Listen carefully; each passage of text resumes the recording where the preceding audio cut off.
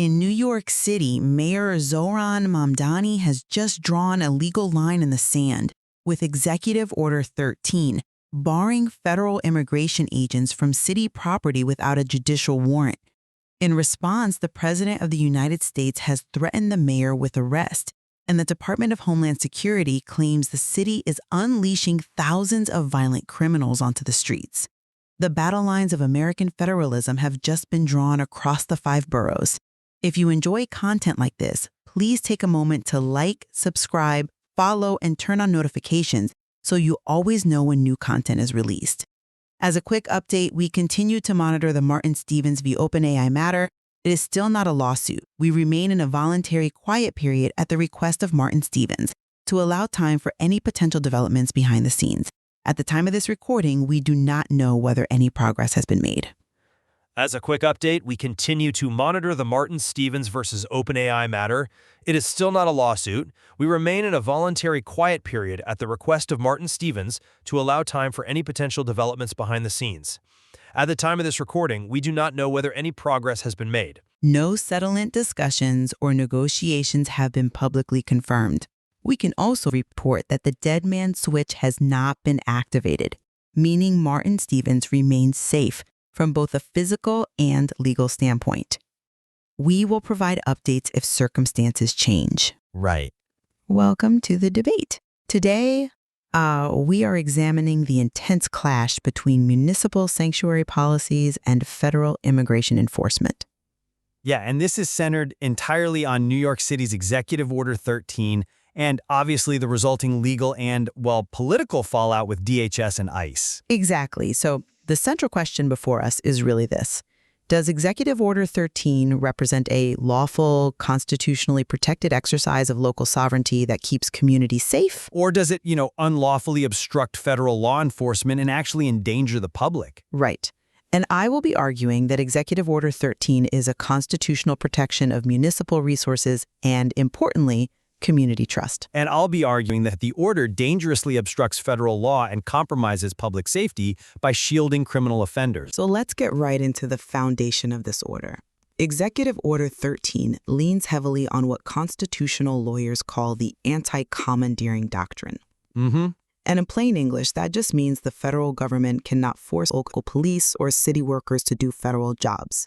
If Washington wants to enforce a federal law, they have to use their own resources. Sure, based on Prince v. United States, right? Exactly. So what Mayor Mamdani did here is say that before ICE agents can enter city property like a public hospital, a school, or a shelter, they need a judicial warrant.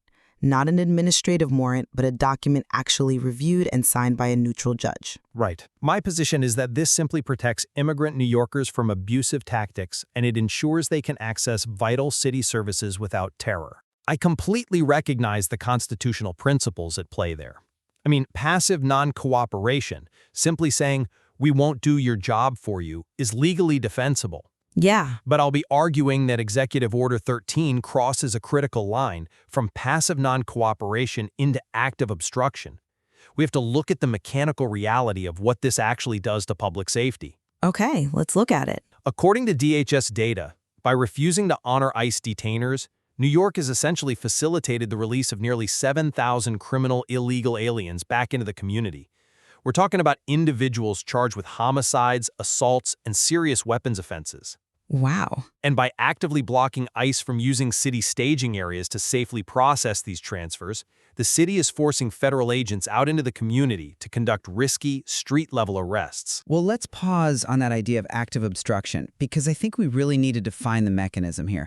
Under the federal statute, 8 U.S.C. Section 1373, the city absolutely cannot block the sharing of immigration status information. Right, that's federal law. But the plain text of that law doesn't require cities to actively collect that information or to honor detainers or to offer up city lots. Right, but let's explain what an ICE detainer actually is for the listener, because that's really where the friction happens. A detainer is a formal request from ICE asking a local jail to hold someone for an extra 48 hours past their state-mandated release time, just so ICE can come pick them up. Exactly. And that's precisely where the Fourth Amendment comes in. Holding someone in a jail cell after they are legally supposed to be released is, well, it's a brand new seizure of a person. That requires probable cause. But ICE routinely relies on administrative warrants to make these detainer requests. And an administrative warrant is essentially a permission slip that the agency just writes and signs for itself. Well, but It doesn't grant constitutional search or entry rights into private spaces because a neutral third-party judge hasn't reviewed it. Executive Order 13 just demands that basic standard of constitutional due process. I'm sorry, but I just don't buy that. Let me tell you why. Immigration enforcement operates under a civil framework governed by Congress. Right. Congress gave ICE the explicit legal authority to use administrative warrants for civil immigration violations. They legally do not need a criminal judicial warrant to make these arrests. Civil, yes. So, when the city aggressively bans federal law enforcement from parking lots or precinct transfer points based on a warrant standard that doesn't even apply to civil immigration law, it intentionally sabotages the logistical execution of federal Article 1 powers. I see why you think that, but let me give you a different perspective. If a local library refuses to let the IRS set up a temporary audit office in its reading room, they aren't obstructing federal tax collection. Okay. They are just preserving the library's primary function. Why is preserving a city hospital's primary function any different? That's a clever analogy, but the mechanics just don't map. The IRS doesn't need to physically detain and transport books. Fair point. ICE, however, physically requires secure, controlled logistical staging areas to move potentially dangerous individuals safely. A precinct parking lot isn't a quiet library reading room. It's secure government infrastructure. But it's city infrastructure. Right, but closing off those specific functional spaces isn't just preserving a hospital. It's deliberately creating a logistical bottleneck to stop federal agents from doing their jobs. But that bottleneck, as you call it, was created as a necessary defensive measure. The multi-agency audit initiated by EO 13 showed ICE using misleading tactics to target city shelters. Yeah, the audit. True public safety relies on community trust. An undocumented immigrant who witnesses a crime needs to be able to call 911. If they're sick, they need to go to the hospital without the fear that an administrative detainer will automatically trigger their deportation. Trust is important, absolutely. But have you considered the tangible victims created by this policy? I mean, I think the victims of the ICE sweeps. Well, Tricia McLaughlin, the assistant secretary at DHS, pointed out that the city is shielding over 7,000 criminal illegal aliens. That list includes 260 sexual predators and individuals responsible for 148 homicides. Right, but When the city ignores detainers for individuals with that kind of rap sheet, they reoffend. They make New Yorkers measurably less safe. I'm not convinced by that line of reasoning because the DHS framing fundamentally misrepresents how the state handles violent crime. We have the Local Cops Local Crimes Act in the state budget. Right, the state budget provision. Yeah, that legislation stopped local jails from detaining people specifically for civil immigration violations. It absolutely does not shield individuals from state criminal convictions. But they're being released. If someone commits a homicide, they are prosecuted, convicted, and jailed under New York criminal law.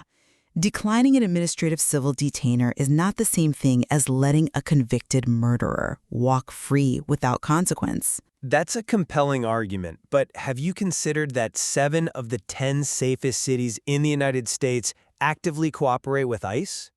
That's a correlation, though. Sure, but the assumption that sanctuary policies inherently equal safer streets simply doesn't hold up to the broader national data. By conflating a witness's fear of deportation with the deliberate release of individuals who have serious criminal charges pending, the city is prioritizing a political stance over the physical safety of the community. We have to look at the practical consequences on the ground, though.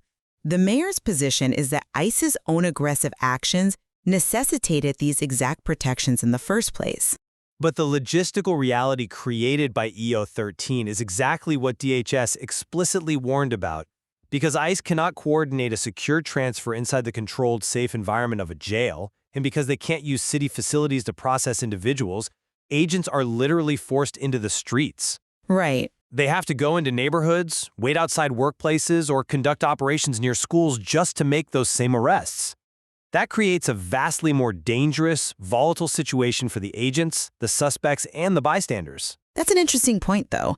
I would frame it differently. Blaming the city for federal agents choosing to conduct visible, disruptive neighborhood sweeps is Frankly, a deflection of federal responsibility. How so? ICE has agency. They choose their own tactics. If they decide to engage in aggressive operations in the streets, instead of doing the legwork to obtain the judicial warrants that would actually grant them lawful access to facilities, well, that disruption is entirely on them, not the mayor. I come at it from a different way. Federal law trumps local policy. The Constitution gives the federal government the sole power to regulate immigration. Yes, to regulate immigration, not to commandeer local cops. But ICE cannot simply stop enforcing federal law just because a local mayor issued an executive order cutting off secure access points.